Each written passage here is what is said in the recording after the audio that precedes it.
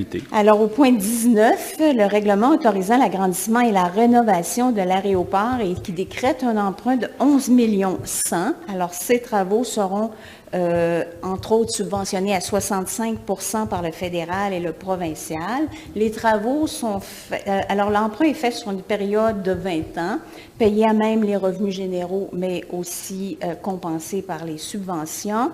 Alors, il y aura registre à distance du 14 juillet au 29 juillet. Alors, qui propose le chapitre 101? Au point 19. Je le propose, Madame la greffière. Appuyé, Madame la greffière. Le vote est-il demandé? Je vais demander le vote, Monsieur le Président. Oui. Donc, on va procéder au vote, Maître Tremblay. Tout d'abord, ben, écoutez, ce que je vous dis, je vous laisse le soin d'y aller avec la marche à suivre. Monsieur le maire, alors vous donnez l'opportunité à chacun de s'exprimer? Oui, on peut dans un premier temps donner l'opportunité à chacun de s'exprimer, puis ensuite on pourra passer au vote. Parfait. Donc, vous allez, voulez-vous le faire de façon volontaire? Ou... Est-ce qu'il y a quelqu'un qui souhaite s'exprimer, M. Fortin? Oui. En soi, de rénover le bâtiment, je pense que oui, il faut le faire. Il est à 47,5 % d'indice de vétusté. Par contre, c'est savoir, c'est qu'on investit dans un bâtiment, mais on l'agrandit énormément. J'ai besoin d'avoir une vision claire de où c'est qu'on s'en va. C'est un document. Ce qu'on a besoin, c'est un document, un plan directeur avec la mission, vision, valeur de l'aéroport, leur projection sur du long terme. L'état des bâtiments, on les connaît très bien, mais consultation publique, je suis assez curieux de voir la position de la population à ce moment-ci par rapport à cet équipement-là. Puis l'étude de marché, puis les besoins. Donc ça, c'est tout contenu dans un plan directeur, puis je pense que c'est un bon outil qui va nous permettre d'avancer. On m'a appris qu'il y avait un plan directeur, mais il n'a pas été présenté. Moi, c'est sûr, sans présentation de ce document-là, je peux pas en fait, il avait été présenté au conseil d'administration des Trois-Rivières. Mais pas aux élus. Donc moi, en tant qu'élu, j'en ai une décision importante à prendre. Pour moi, c'est important que ce document-là soit présenté, au même titre qu'on a fait des rénovations importantes, des investissements à l'île Saint-Quentin. On est parti avec un plan directeur. Donc, pour la saine gestion, je pense que c'est une voie tout à fait normale. Est-ce que quelqu'un d'autre... avez-vous terminé? Oui, bien, j'achève. Okay. Mais je me réjouis, par contre, que ça sera accessible au registre, l'ouverture de signature de registre. Donc, il y aura des possibilités de s'exprimer et je serai très sensible à ce que la population exprimera à ce moment-là. Parfait. Est-ce que quelqu'un d'autre veut s'exprimer? Non. Monsieur le maire, je peux y aller? Oui. OK, allez-y. Claude Ferron. Premièrement, moi, ce qui est mission, vision, valeur d'un aéroport, le moindrement qu'on est conscient de l'enjeu climatique, je pense que c'est même pas un sujet qui devrait être abordé. On devrait plutôt amorcer une réflexion de comment est-ce qu'on se retire de l'aéronautique. Parce que c'est une source importante de gaz à effet de serre qui profite à des plus nantis, puis c'est des populations beaucoup plus vulnérables qui en paient le prix. Mais aujourd'hui, je vais faire un commentaire qui est un peu plus large que l'aéroport, qui va tourner autour de l'enjeu climatique. Vous allez tenir compte du délai quand même? Oui, bien, on a quand même une session chargée, mais je vais y aller, M. le maire. Merci. Je trouve présentement que la Ville envoie un message contradictoire. D'un côté, on adopte l'urgence climatique, de l'autre côté, on subventionne un aéroport. C'est quoi le message qu'on envoie aux citoyens? C'est correct de prendre l'avion, alors que dans les faits, il faudrait transiter vers d'autres modes de déplacement beaucoup plus sobres en énergie et en carbone. Dans la résolution de la crise climatique, il y a 3 acteurs très importants. Vous avez l'individu qui joue un rôle, mais qui est somme toute négligeable. Vous avez les gouvernements, que nous sommes. On est un gouvernement de proximité. Vous avez les entreprises. Aujourd'hui, la question est de... On est les leviers du gouvernement de proximité, nous autres, les élus ici. Là. Fait que le choix qu'on fait aujourd'hui va avoir un impact sur les habitudes individuelles des citoyens.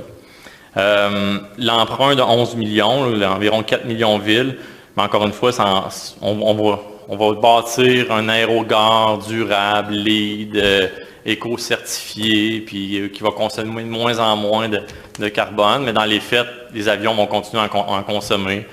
On va vouloir mettre en place une grappe industrielle basée sur les hautes technologies en aéronautique. Ça peut paraître sexy, intéressant, mais à terme, c'est qu'il faut vraiment sortir du pétrole. Il faut sortir de ces types d'énergie-là, sinon on ne s'en sortira pas.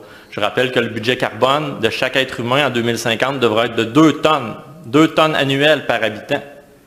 Un seul vol en avion Montréal-Paris, c'est 2 tonnes. Fait que vous venez de consommer votre budget. Si on ne fait pas ça, les scientifiques, ce qu'ils nous disent, c'est que des sécheresses, il va en avoir plus. Des migrations à cause des bouleversements climatiques, il va en avoir plus. De la misère, il va y en avoir beaucoup plus. Puis les coûts de l'inaction vont être encore beaucoup plus élevés. Je vais terminer avec ça, M. le maire. Merci.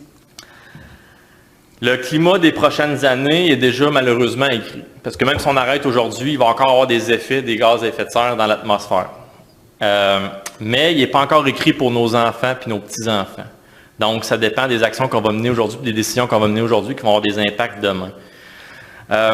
C'est sûr que ce n'est pas en adoptant le business as usual, on fait comme d'habitude, ça a tout le temps été comme ça va bien aller. Ça ne peut pas fonctionner avec les changements climatiques, c'est démontré que ça ne peut pas fonctionner.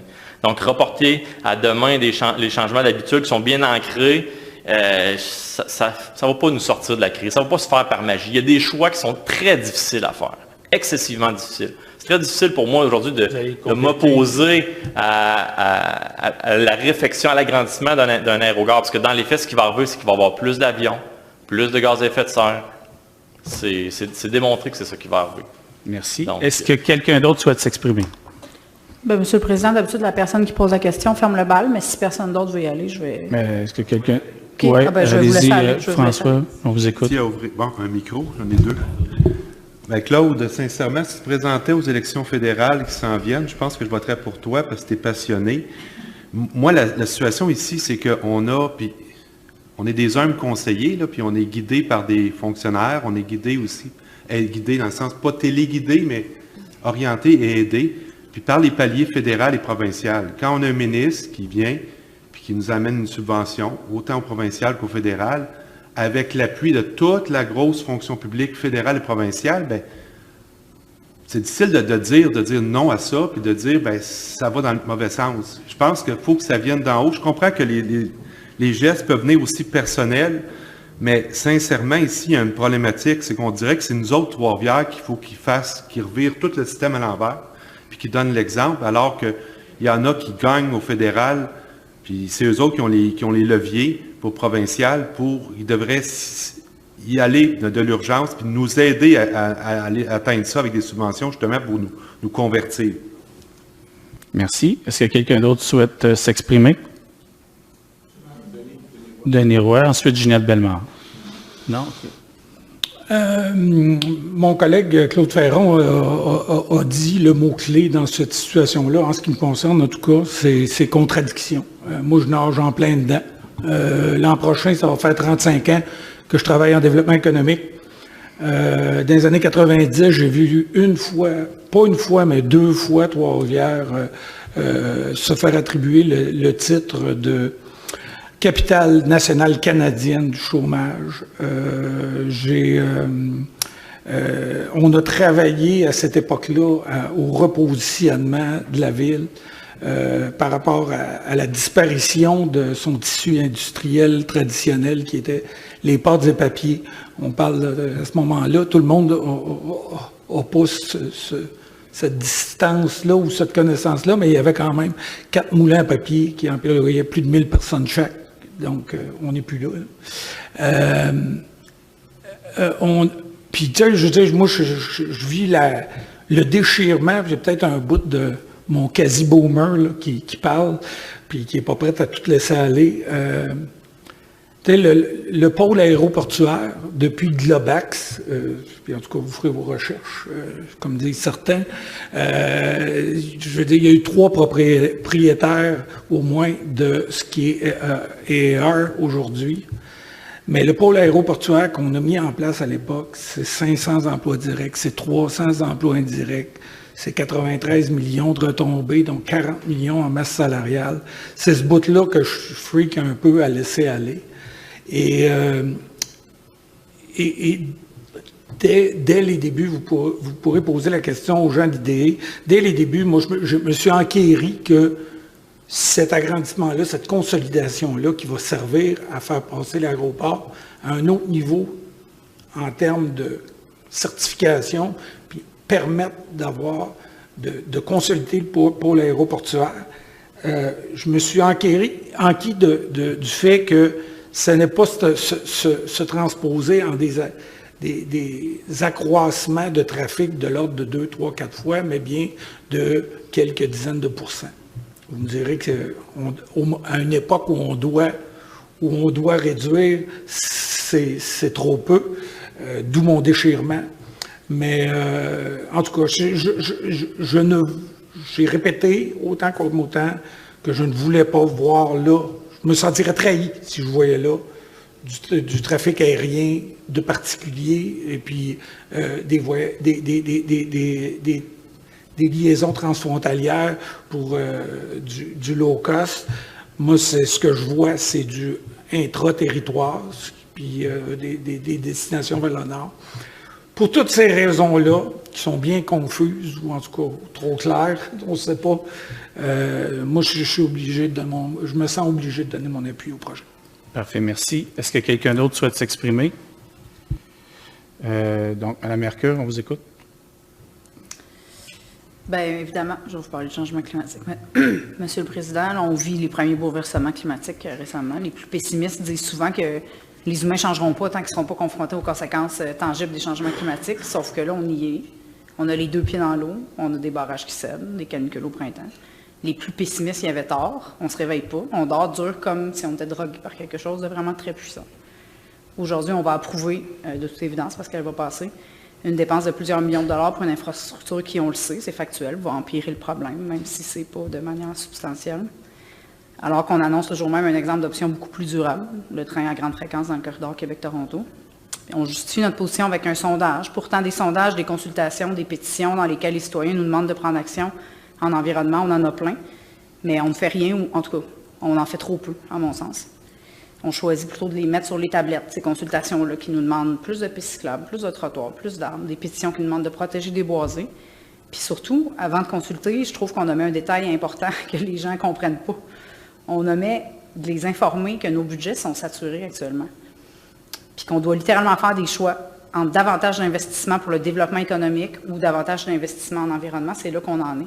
C'est une drôle de coïncidence d'ailleurs aujourd'hui parce que, et ça reflète totalement nos priorités, mais on devait adopter la politique et le plan d'action en environnement aujourd'hui. On ne le fera pas parce qu'on a décidé de reporter cette décision-là plus tard parce qu'on ne pense pas être capable de financer les mesures qui sont incluses là-dedans. Non, c'est parce qu'elles incluent des décisions qui doivent être prises au préalable. C'est ça la vraie affaire. Mais je vous laisse continuer.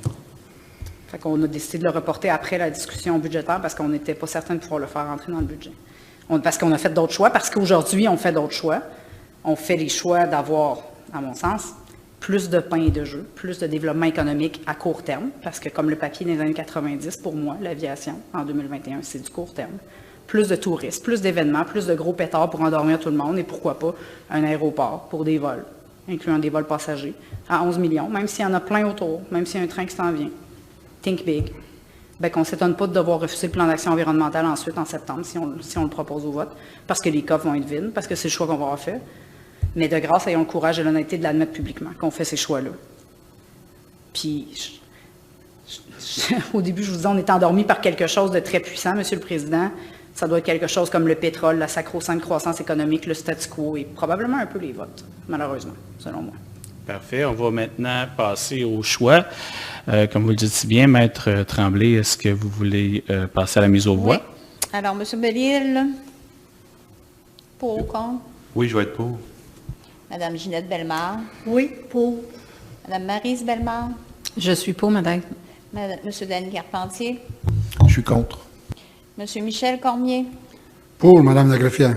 M. Daniel Cournoyer? Pour, Madame la greffière. M. Claude Ferron? Contre, madame. M. Pierre-Luc Fortin? Contre.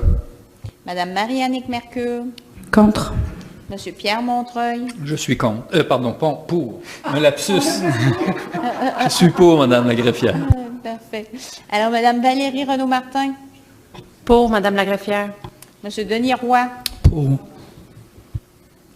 Mme Sabrina Roy? Pour. M. Luc Tremblay? Je suis pour. Sur la marche, vous ne votez ou votez pas? Ouais, je vais voter, je suis pour. OK. 1, 2, 3, 4, 5, 6, 7, 8, 9, 10, 11. 11 contre 4, donc le règlement est adopté. Parfait, merci. On va poursuivre, si vous le permettez. Alors, au point 20,